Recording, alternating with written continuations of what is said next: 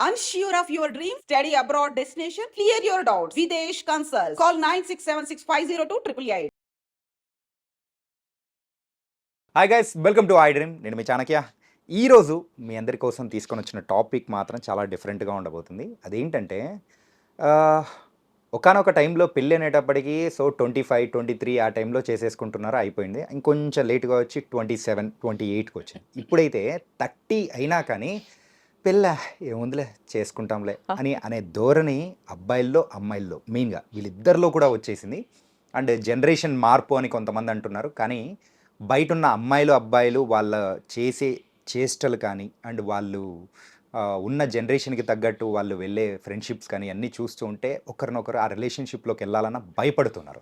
అసలు ఎందుకు ఇలా జరుగుతుంది, 30 తర్వాత కూడా మ్యారేజ్ చేసుకోవడానికి ఎందుకు భయపడుతున్నారు అనే దాని గురించి మాట్లాడడానికి ఈరోజు మనతో పాటు కూడా ఫ్యామిలీ కౌన్సిలర్ రజనీ రమ గారు ఇప్పుడు మనతో పాటు ఉన్నారు. మరి మేడంని అడిగి తెలుసుకుందాం. Hi ma'am. హాయ్. అండ్ ఈ జనరేషన్కి బాగా సెట్ అయిపోయే స్టోరీ ఇది. స్టోరీలానే మాట్లాడుకుందాం, ఇంటర్వ్యూలో మాత్రం కానే కాదు. ఎందుకు అసలు 30 ఇయర్స్ దాటిన తర్వాత అయినా కానీ పెళ్ళంటే చూద్దాంలే అనే ఒక ధోరణి ప్రతి ఒక్కరిలో వస్తుంది.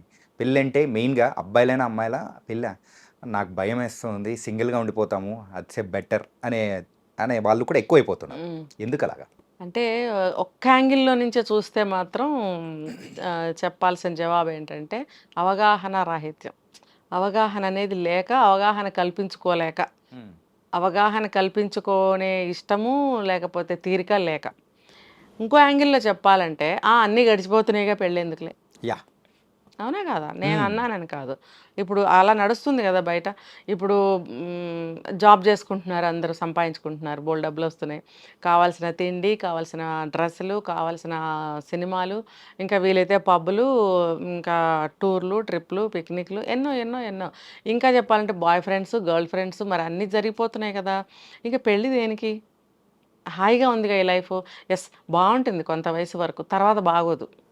తర్వాత ఏమవుతుంది, కొంతమందికి చిన్నతనంలోనే తల్లిదండ్రులను కోల్పోవడం, వీళ్ళు సింగిల్ అయిపోతారు. అప్పటి వరకు అమ్మా నాన్న ఉన్నారు, మేము అన్నీ సంపాదించుకుంటున్నాం, మాకు అన్నీ జరుగుతున్నాయి, మాకు పెళ్ళెందుకు అనుకుంటున్నారు. అదే ఒక్కసారిగా అటువంటిది ఏదైనా జరిగితే ఇంకా వాళ్ళకి మెయిన్ పిల్లర్స్ కూలిపోయినట్టే. వాళ్ళు ఏం చెప్పాలన్నా ఏం చేయాలన్నా ఎవరు ఉండరు, వాళ్ళకి వాళ్ళే నిర్ణయాలు తీసుకోలేరు. ఎందుకు అనంటే వీళ్ళకి యాక్చువల్గా తల్లిదండ్రులు చిన్నప్పటి నుంచి ఏంటంటే ఒక చక్కగా చదివిస్తారు, ముద్దుగా చూస్తారు, అన్నీ అమర్చి పెడుతుంటారు. వీళ్ళకేమో లైఫ్ ఇలా జరుగుతూ ఉంటుంది. సడన్గా వాళ్ళు లేకపోతే అగమ్య గోచరం అయిపోతుంది వాళ్ళ లైఫ్. ఎలా బ్రతకాలో తెలియదు, డబ్బులున్నా సరే సింగిల్గా బ్రతకాలి. ఇంట్లో వంట చేసుకోవడం రాకపోవచ్చు, బయట ఎంతకాలం తింటారు. ఒక ఏజ్ వచ్చిన తర్వాత బయట ఫుడ్ పడకపోవచ్చు, హెల్త్ ఇష్యూస్ వస్తుంటాయి. హెల్త్ ఇష్యూస్ ఏవైనా రావచ్చు. 30-35 వస్తే ఎన్ని రోగాలు వస్తున్నాయి కదా ఇప్పుడు. మరి వాళ్ళ ఫుడ్ హ్యాబిట్సే కావచ్చు, లైఫ్ స్టైలే కావచ్చు, ఇంకా అనేకం అనమాట. సో వాళ్ళకి ఇంకా ఏం అర్థం కాదు. అప్పుడు అనిపిస్తుంది, అయ్యో అమ్మా నాన్న ఉన్నప్పుడు మనం ఎవరైనా పెళ్లి చేసుకుంటే మన లైఫ్ బాగుండేదేమో. ఒక ఒక ఏమంటారు, ఒక ఇంకా చెప్పాలంటే తెలుగులో తోడు అనే అనాలి. తోడు అంతే. సో ఆ తోడు ఒకళ్ళ ఇంట్లో ఉంటే బాగుండే అని అనుకుంటే అది ఇంకా అప్పుడు చాలా కష్టమైపోతుంది. ఆ ఏజ్లో పెళ్ళి, పిల్లలు, ఒక సంసారం, ఒక బాండ్ అనేది దొరకకపోవచ్చు. దొరికినా కూడా అంత ఎంజాయబుల్గా కానీ అంత థ్రిల్లింగ్గా కానీ ఉండకపోవచ్చు. ఎందుకంటే ఒక ఏజ్ వచ్చిన తర్వాత అన్నీ చూసేసాం కదా అని మైండ్ ఫ్రీజింగ్గా ఉంటుంది, ఒక ఫ్రిజిడిటీ అనేది వచ్చేస్తుంది. ఏది చూసినా వెంటనే స్పందన అనేది లేకపోవడం, ఏది చూసినా గబుక్కున నవ్వు రాకపోవడము, గబుక్కున హ్యాపీ ఫీల్ అవ్వకపోవడం అలాంటి ఫీలింగ్స్ వచ్చేసి ఫ్రీజ్ అయిపోతుంది మైండ్. ఇంకా అప్పుడు ఏం చేసినా, ఎంత డబ్బు ఉన్నా, ఏమున్నా, పెళ్లి చేసుకున్నా ఇంకా ఏమి ఇది ఉండదు ఇంకా. సో ఈ భయాలు అనేవి అనవసరం. ఒకవేళ పెళ్ళి పట్ల భయపడుతున్నాము అని అంటే ఇంకా వేరే కారణాలు కూడా ఉన్నాయి. ఏంటంటే వాళ్ళ లైఫ్లో సెటిల్ అయ్యి ఉండకపోవచ్చు, వాళ్ళ గోల్స్ ఏమన్నా ఉండొచ్చు. ఇప్పుడు ఎవరైనా ఒక ఐఏఎస్ కొట్టాలనుకుంటారు, లేదు ఒక పెద్ద క్యాడర్ కొట్టాలనుకుంటారు. దానికి లాస్ట్ ఏజ్ ఎలిజిబిలిటీ ఉన్నంత వరకు ట్రై చేస్తూనే ఉంటారు. పెళ్లి చేసుకుంటే ఇవన్నీ కుదరకపోవచ్చు. అంటే అది హార్డ్ వర్క్ చేయాలి, కాన్సన్ట్రేషన్ ఉండాలి. సో అవన్నీ కుదరకపోవచ్చు పెళ్లి చేసుకుంటే. సో అలాంటి గోల్స్ ఎవరన్నా ఉంటే మనం ఏం చెయ్యలేము. అయినా కూడా పెళ్లి చేసుకుని కూడా గోల్స్ కొట్టిన వాళ్ళు కూడా ఉన్నారు. అలాంటి వాళ్ళని రోల్ మోడల్గా తీసుకుని ట్రై చేయొచ్చు. ఇంకొకటి ఏంటంటే జాబ్ సెక్యూరిటీ చూసుకుంటున్నారు. ఈ జాబ్లో కొంచెం ఒక స్టేజ్కి వెళ్ళాలి, మనకి శాలరీస్ హైక్ అవ్వాలి, లేదు ఒక సొంత ఇల్లు కట్టుకోవాలి, ఒక మంచి కారు కొనుక్కోవాలి, సెటిల్ అవ్వాలి, అమ్మా నాన్నల్ని బాగా చూసుకునే స్టేజ్ వచ్చే వరకు పెళ్లి చేసుకోకూడదు. ఇంకొకటి, నన్ను అర్థం చేసుకునే అమ్మాయి వచ్చే వరకు పెళ్లి చేసుకోకూడదు. అబ్బాయికే కాదు, అమ్మాయికి కూడా వర్తిస్తాయి. సో ఈ ఈ ఈ రీజన్ ఒకటి ఉంటుంది. ఇంకొకటి ఏంటంటే, ఏవైనా వాళ్ళకి ఒక కోరికలు ఉండొచ్చు. అవి అవి నెరవేరే వరకు, గోల్ ఒకటే కాదు, కొన్ని కోరికలు ఉంటాయి. అవి నెరవేరే వరకు కూడా వద్దు, చేసుకోవద్దు. అంటే అన్ని విధాలు కూడా అచీవ్ అయిన తర్వాతే చేసుకుందాము. పెళ్ళైతే మనకి కొంతమంది హైయర్ స్టడీస్ వేరే వేరే రకరకాల చదువుపిచ్చి ఉంటుంది. ఓ 10-15 డిగ్రీలు చదివేస్తుంటారు వాళ్ళు. వాళ్ళకి అదొక ఇది. పెళ్ళైతే నాకు ఈ అవకాశం ఉండదేమో, ఇలా ఏదైనా కావచ్చు. ఇదో కోరిక కిందకు వస్తుంది ఇది. కానీ మనం మధ్యకాలంలో అబ్బాయిలంటే పర్లేదు, ఉమ్. కానీ అమ్మాయిలు కూడా ఎందుకు ఇలాంటి ధోరణులకు రావడం ఏంటి అసలు? అంటే అమ్మాయిలు తల్లిదండ్రులు కూడా అలాగే వాళ్ళని పెంచుతున్నారా? అమ్మాయిలు కూడా ఏంటంటే, ఆ, మేము ఇంత చదువుకున్నాము, ఓకే. మేము మా కాళ్ళ మీద మేము నిలబడాలి, ఎవరి మీద డిపెండ్ అవ్వకూడదు, మా అమ్మలాగా మేము కష్టపడకూడదు. కష్టపడటం అంటే మ్యారిటల్ లైఫ్లో ఏమైనా ప్రాబ్లమ్స్ ఉండొచ్చు, అలాంటివి మాకు కూడా ఫేస్ అవుతాయేమో, ఇవన్నీ మేము ఎందుకు, వై షుడ్ వి ఫేస్ అని చెప్పి కూడా అనుకుంటున్నారు. హాయిగా ఇలాగే మేము సంపాదిస్తున్నాం, అమ్మా నాన్నలను చూసుకుంటాము, ఈ రోజుల్లో కొడుకులు సరిగ్గా చూడట్లేదు అంటున్నారు, మేము అమ్మాయిలు పుట్టాము, మేము కూడా చూసుకోగలం, మాకు సమాన హక్కులు ఉన్నాయి, మేము సంపాదించట్లేదా, మేము చూడలేమా అని చూస్తున్నారు కూడా ఇప్పుడు చాలామంది. ఇదొక రీజన్ అనమాట. ఎవరి మీద డిపెండ్ అవ్వకూడదు, మాకు పెళ్లితో సంబంధం లేదు, పెళ్లి చేసుకుంటే వచ్చేవాడు మేము అనుకున్నవన్నీ ఒప్పుకుంటాడో లేదో, మేము చేయాలనుకున్న వాటికి సహకరిస్తాడో లేదో. ఇది ఒక పాయింటేనండి, ఇది స్ట్రాంగ్ పాయింట్. ఎట్లా అంటే, ఆ, తల్లిదండ్రులు చూడాలని అనుకున్న వాళ్ళకి భర్తలు ఒప్పుకోరు. పోనీలే కొంతైనా ఒప్పుకుంటే బాగుంటుంది, అసలు ఒప్పుకోరు. నువ్వు చూడటం ఎందుకు, నువ్వెందుకు చూడాలి అని అంటారు. అంటే దానికి ఆడపిల్ల మనసు ఒప్పుకోదు. అయ్యో, మా తల్లిదండ్రులు కదా, ఇతను వాళ్ళ బయట నుంచి వచ్చి మీ తల్లిదండ్రులను చూడకు అంటే, నా తల్లిదండ్రులని నన్ను చూడొద్దని ఎవరో వచ్చి చెప్తున్నారని మనసు చాలా బాధపడుతుంది. అయితే దానికి కూడా ఒక అండర్స్టాండింగ్ ఉండాలి భార్యాభర్తల మధ్యన. ఉన్నప్పుడు ఇద్దరం చూసుకుందాం తల్లిదండ్రులని. అంటే వాళ్ళకి వేరే కొడుకులు ఉంటే ఉండవచ్చు గాక, కంప్లీట్గా మన మీదే డిపెండ్ వాళ్ళు అవ్వరు. కానీ ఎప్పుడైనా అవసరం పడినప్పుడు, అవకాశం వచ్చినప్పుడు మనం కూడా కొంత సహాయం చేద్దాము. మనం సహాయం అంటే ఏంటి, ఏదైనా హాస్పిటల్కి తీసుకెళ్ళడము, ఫైనాన్షియల్గా ఏదైనా మరీ ఘోరంగా ఉంటే వాళ్ళ పరిస్థితి, ఏదైనా మన వంతు ఏదైనా కొంచెం సాయం చేద్దాము. బాగున్నారా, ఉన్నారా, తిన్నారా అని మనం కూడా కొంత పలకరించడము, అప్పుడప్పుడు వెళ్ళడము, చూడడము అనేది ఒక చిన్నపాటి తృప్తి. ఎందుకంటే ఆ కడుపులో నుంచి మనం పుట్టినందుకు ఆ బాధ, బంధం అనేది బాధ పెడుతుంది ఆడపిల్లని. అది ఓవర్గా ఎవ్వరూ ఏ విషయంలోనూ ఓవర్గా వెళ్ళొద్దు. ఓవర్గా వెళ్తే పక్కన ఉన్న వాళ్ళకి ప్రాబ్లమే వస్తుంది, సెల్ఫ్గా కూడా ప్రాబ్లం రావచ్చు. అయినంతలో ఆ కోరికలు తీర్చుకోవడం అనేది తప్పు కాదు. దానికి సహకరిస్తారో లేదో అబ్బాయిలు, లేదా వచ్చిన భార్యలు Yeah. అని అబ్బాయి కూడా భయపడతాడు.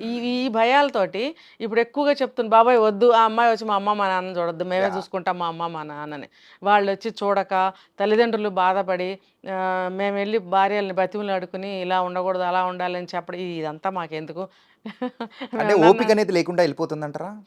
చేతకాక ఇవన్నీ సమర్థించుకునే సామర్థ్యం లేక, అంటే ఒకటి, మనం ఒక వేలో వెళ్తాం, వాళ్ళు ఇంకో వేలో నుంచి గొడవ వస్తుంది, మనం ఇటు నుంచి సరి చేస్తున్నాం అనుకో, అది ఇంకో వైపు నుంచి వాళ్ళు ఇంకో యాంగిల్లో గొడవ చేయొచ్చు. ఇలా ఇలా ఇలా ఇలా ఇలా ఎండ ఎక్కడ, ఈ తలనొప్పి, ఈ విసుగు, ఈ బాధ మాకెందుకు, హాయిగా మేమే చూసుకుంటాం తల్లిదండ్రుల్ని అనే నిర్ణయానికి వస్తున్నారు. ఇన్ని రకాల రీజన్స్ ఉన్నాయి. అంటే పెళ్లి విషయానికి వచ్చేటప్పటికి అబ్బాయిలు ఎవరైనా కానీ అమ్మాయిల కోరికలు అనేది కూడా తట్టుకోలేక, సో అది కూడా అవి పెళ్లి కూడా కాకుండా ఉన్నాయి. ఆగిపోతున్న వాళ్ళు కూడా చాలా మంది ఉన్నారని కూడా ఉన్నారు వింటున్నాను. ఉన్నారు ఈవెన్ అమ్మాయిల సైడ్ నుంచి కూడా కోరికలు అనేది కూడా ఎక్స్పెక్ట్ చేసే అబ్బాయిల వల్ల కూడా అది సో కూడా ఇలా సింగిల్ గా ఉండిపోయే ఇదొక బ్రహ్మచారులు చారీమణులు అయిపోతున్నారు. ఇదొక కారణం. ఏంటంటే ఎక్స్పెక్టేషన్స్, గ్రేట్ ఎక్స్పెక్టేషన్స్ అన్నమాట. మామూలుగా కాదు. మన స్థాయి, ఏ స్థాయి నుంచి మనం వచ్చినా ఎక్స్పెక్టేషన్స్ మాత్రం అక్కడ ఉంటున్నాయి. ఎందుకు అని వాళ్ళకి వాళ్ళు ప్రశ్నించుకోవాలి. నేను దీని మీద చాలా వీడియోస్ చేశాను. వాళ్ళు ఏంటంటే, మనం ఏ స్థాయి నుంచి వచ్చామో ఆ స్థాయి లేదా కొంచెం పై స్థాయి మనం కోరుకుంటే తప్పులేదు. కానీ మనం ఇక్కడుండి అక్కడిది కావాలని కోరుకుంటే మాత్రం అక్కడే వస్తుంది గొడవ. నువ్వు ఇక్కడ ఉన్నప్పుడు అక్కడ అబ్బాయి కావాలనుకుంటే, అక్కడ ఉన్న అబ్బాయి ఎక్కడున్న అమ్మాయిని కోరుకుంటాడు, ఇంకా పైకి వెళ్ళిపోతాడు. వెళ్ళిపోవచ్చు, అదే స్థాయి కావాలని కోరుకోవచ్చు కదా. కాబట్టి మనకు అది తగునా లేదా అని ఆలోచించుకోవాలి. లేదు, మనం ఆ స్థాయికి రీచ్ అవ్వాలి. రీచ్ అయినా కూడా అక్కడ ఫ్రిక్షన్స్ వస్తాయి. ఎందుకంటే నువ్వు ఇక్కడి నుంచి అక్కడ రీచ్ అయ్యావు, అతను ఆల్రెడీ అక్కడ ఉన్నాడు. ఉమ్, లేదా ఆ అమ్మాయి ఆల్రెడీ అక్కడ ఉంది, ఈ అబ్బాయి ఇక్కడి నుంచి అక్కడికి రీచ్ అయ్యాడు. అక్కడ కూడా సెట్ అవ్వదు, మ్యాచ్ అవ్వదు. కాబట్టి ఎక్స్పెక్టేషన్స్ అనేవి ఎప్పుడు కూడా ఈక్వల్గా ఉండాలి. సమవుజ్జి అంటాం కదా తెలుగులో. ఇప్పుడు మనం ఎక్కడున్నామో అక్కడే వెతుక్కుంటేనే హాయిగా ఉంటుంది. మనం ఏ రేంజ్లో ఏ స్థాయిలో ఉన్నామో ఏ కేటగిరీలో ఉన్నామో ఆ కేటగిరీ వాళ్ళని కోరుకుంటేనే ఆ లైఫ్ సజావుగా సాగుతుంది. ఎందుకంటే ఇద్దరు ఆలోచనలు ఒకలా ఉంటాయి, ఇద్దరు లైఫ్ స్టైల్ ఒకలానే ఉంటుంది. ఖర్చు పెట్టే విధానం కానీ, ఆలోచించే విధానం కానీ, సర్దుకుపోయే విధానం కానీ అన్నీ కూడా ఈక్వల్గా ఉంటాయి, మ్యాచ్ అవుతాయి. సో అలాంటి వాళ్ళని చూస్ చేసుకోవడం అనేది చాలా మంచి ఉత్తమమైన పద్ధతి. అంతేగాని నేను ఇంత కష్టపడ్డాను, మా లైఫ్లో ఇంకా రీచ్ అవ్వాలి అనుకుని ఆ ఎక్స్పెక్టేషన్స్ అన్ని అబ్బాయి మీద రుద్ది, అబ్బాయికి ఒక పెద్ద బంగ్లా ఉండాలి, పెద్ద కారు ఉండాలి, అవన్నీ నాకు వచ్చేయాలి. అలాగే అబ్బాయి కూడా ఉమ్, నేను కింద స్థాయి నుంచి వచ్చాను, బాగా కట్నం ఇచ్చే అమ్మాయి, వాళ్ళ ఆస్తి అంతా నాకు వచ్చేస్తే బాగుండని ఆలోచనలతో అబ్బాయి కూడా ఉండొద్దు. నీ కష్టం నువ్వు పడు, నీ కష్టం నువ్వు పడు.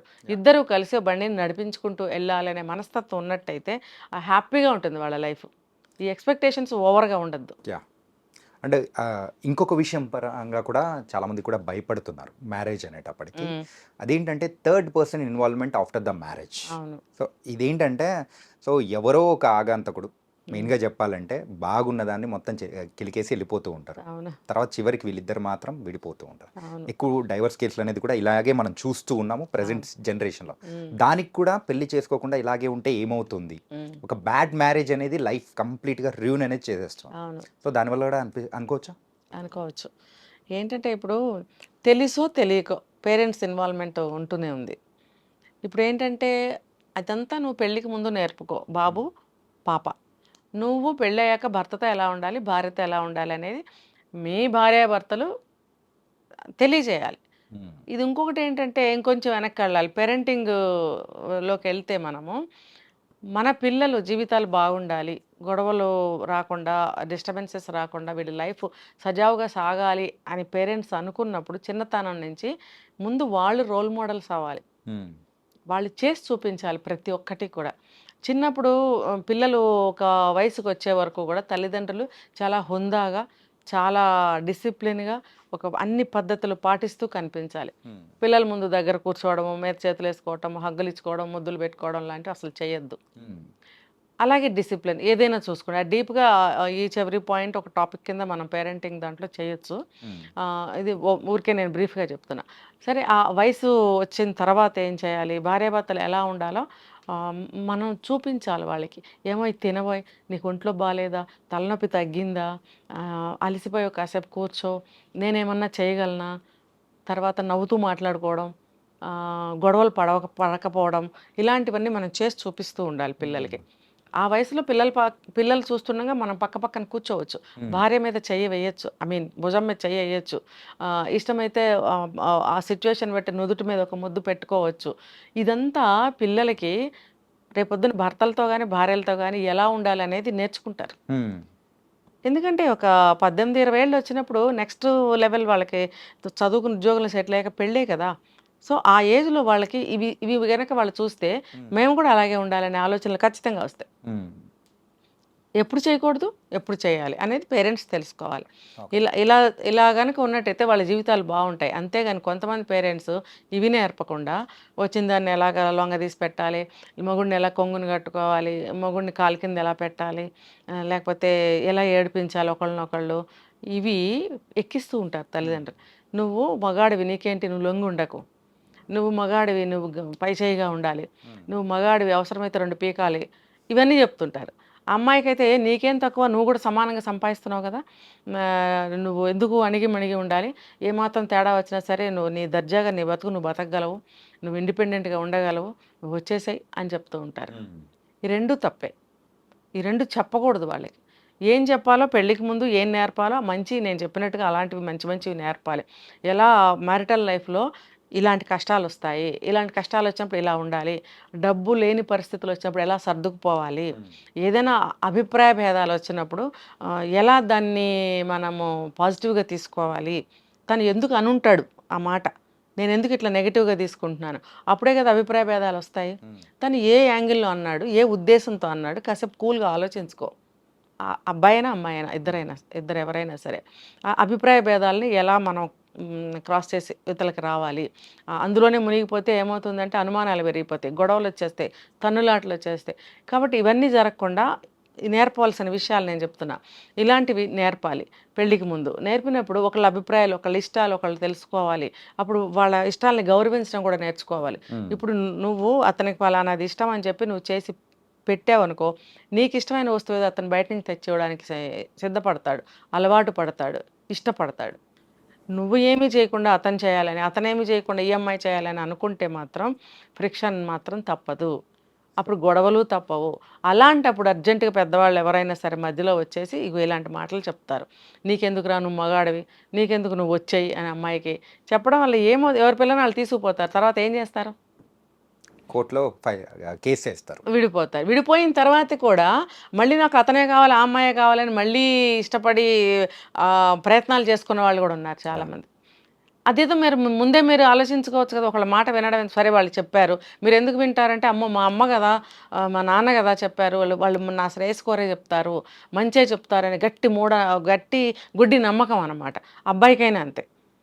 సరే, నిజంగా అది నిజమైతే అది మీరు విశ్లేషణ చేసుకోండి.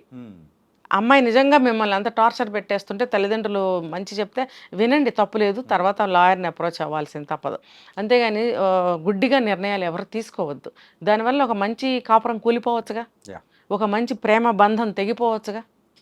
కాబట్టి అలా తొందరపాటు నిర్ణయాలు తీసుకోవద్దు. మూడో వాళ్ళు కూడా ఎక్కువగా ఎంటర్ అవ్వద్దు. ఒకవేళ మీరు ఏదైనా చెప్పదలుచుకుంటే పెళ్ళికి ముందు అన్నీ నేర్పించండి, కౌన్సిలింగ్ ఇప్పించండి. అంటే చెడుగా కాదు, కలకాలం నా కొడుకు కోడలు చల్లగా పిల్లా పాపలతో ఆయురారోగ్యాలతో చల్లగా ఉండండి అని దీవించే తల్లిదండ్రులు మరి ఆచరణలోకి వచ్చేటప్పటికి ఇలా ఎందుకు ఎక్కిస్తున్నారు? కొడుకులకి ముఖ్యంగా. ఇప్పుడు ఎంత వయసు వచ్చినా, ఎంత కాలమైనా అస్తమానం అడిగే చేస్తుంటే, నా దగ్గరకు ఒక కేసు వచ్చింది. ఎంత 40 ఏళ్ళు 50 ఏళ్ళు వచ్చినా 60 ఏళ్ళు వచ్చినా ఆ తల్లి ఏం చెప్తే అది, తండ్రి ఏం చెప్తే అది వినటం వల్ల ఆ అమ్మాయి అసలు అతనితో సరిగ్గా ఉండట్లేదు, మాట్లాడదు, ఏదో వండి అక్కడ పడేస్తుంది, తన దారిని తను వెళ్ళిపోతూ ఉంటుంది, మాట్లాడరు, పట్టించుకోరు. అతనేమో బాధపడుతున్నాడు. ఏంటి అని అంటే అతనే చెప్తున్నప్పుడు మరి నువ్వు ఎందుకు సరి చేసుకోవట్లేదు? నీకు ఇంత వయసు వచ్చింది, సొంతంగా ఎందుకు ఆలోచించలేకపోతున్నావు? చదువుకున్నాము, ఓన్ డెసిషన్ ఎట్లా తీసుకోవాలి, క్విక్ డెసిషన్ ఎలా తీసుకోవాలి, స్పాట్ డెసిషన్ ఎలా తీసుకోవాలి, నువ్వు నేర్చుకో. కమ్యూనికేషన్ స్కిల్స్ నువ్వు నేర్చుకో, కోర్సెస్ ఉన్నాయి, కొంచెమన్నా నేర్చుకో. దానివల్ల ఏంటంటే ఈ బంధంలో నుంచి నువ్వు బయటపడాల్సిన అవసరం కొంత ఉంటుంది భార్య కోసం. అది ఎలాగా అని చెప్పి నేర్చుకో. అలాగే భార్య కోసం ఎలా ఉండాలనేది కొన్ని నేర్చుకో. ఈవిడ కనుక నిన్ను ఏదన్నా ఇన్ఫ్లుయెన్స్ చేస్తుంటే బ్యాడ్గా, ఇందులో నుంచి నువ్వు బయటపడి తల్లిదండ్రులను ఎలా చూసుకోవాలి అనేది నేర్చుకో. కావాలంటే వీలైతే నువ్వు బిఫోర్ మ్యారేజ్ నేర్చుకో. ఆఫ్టర్ మ్యారేజ్ నీకు టైం ఉండకపోవచ్చు, ఎందుకంటే శ్లేష్మంలో పడ్డ ఈగలాగా కొట్టుకోవాల్సి వస్తుంది కొంతకాలం. అందులో నుంచి అంత త్వరగా నువ్వు బయటపడలేవు. సో బిఫోర్ దట్ మ్యారేజ్ నువ్వు కొంత నేర్చుకుని ఉంటే అక్కడ ఎదురవుతున్న సిచ్యువేషన్స్ నీకు మ్యాచ్ అవుతూ ఉంటాయి. నువ్వు నేర్చుకున్న దానికి ఆ సిచ్యువేషన్స్కి, సంఘటనలకి మ్యాచ్ అవుతూ ఉంటాయి. అప్పుడు నీకు అవును కదా అని అనిపించకపోతే అడుగు. అప్పుడు నువ్వు అందులోంచి ఎలా బయటపడాలనేది నేను నేర్చుకున్న స్కిల్స్ నీకు ఉపయోగపడతాయి. అప్పుడు నీకు చాలా ఈజీ అవుతుంది ఒక బంధాన్ని కాపాడుకోవటం, ఒక ప్రాబ్లం నుంచి బయటపడటం అనేది. అంటే ఇవన్నీ చూస్తూ ఉంటేనే మ్యామ్ ఏంటంటే పెళ్ళంటే ఎందుకు అనేది ప్రతి ఒక్కరు కూడా అనుకొని ఆగిపోతూ ఉన్నారు. ఈవెన్ నువ్వు అలా అనుకోకు, చేసుకో. సో దీని గురించి మాత్రం డిఫరెంట్ రకాలుగా ఉన్న ఆలోచనలు కానీ మార్పు అనేది రావాలనే ఉద్దేశంతో కూడా మీరు కూడా మీ విశ్లేషణ అనేది కూడా చాలా చక్కగా చెప్పారు. So thank you so much ma'am. Thank you.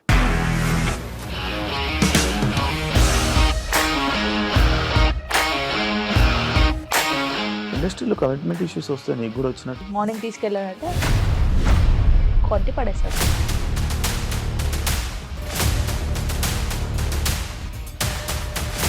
ఒక్కళ్ళు కూడా చూడలేదు ఈ సినిమా అని చెప్పడానికి కూడా చాలా ధైర్యం కావాలి. అది నిజం కదా, దాంట్లో ధైర్యం ఏంటి? ఇది నెక్స్ట్ డే ప్లేట్ మార్చేస్తే తప్పు కదా. As of now we are comfortable this అని నేను అనుకుంటున్నాను. రష్మిక గారిది మీది ఒకే ఊరు అంట కదా? నీకు కోపం వచ్చిందంటే బాగా తిట్టేత్తరా? తిట్టేద్దామండి. నిజంగా గేమ్ ని ఎలా చేంజ్ చేయగలిగారు? ఏపీఎస్ఎఫ్సి వాళ్ళకి 6 నెలల్లో నేను 6 లక్షలు కట్టా. బిజినెస్ చేయాలనుకుంటే it is as difficult as riding a tiger.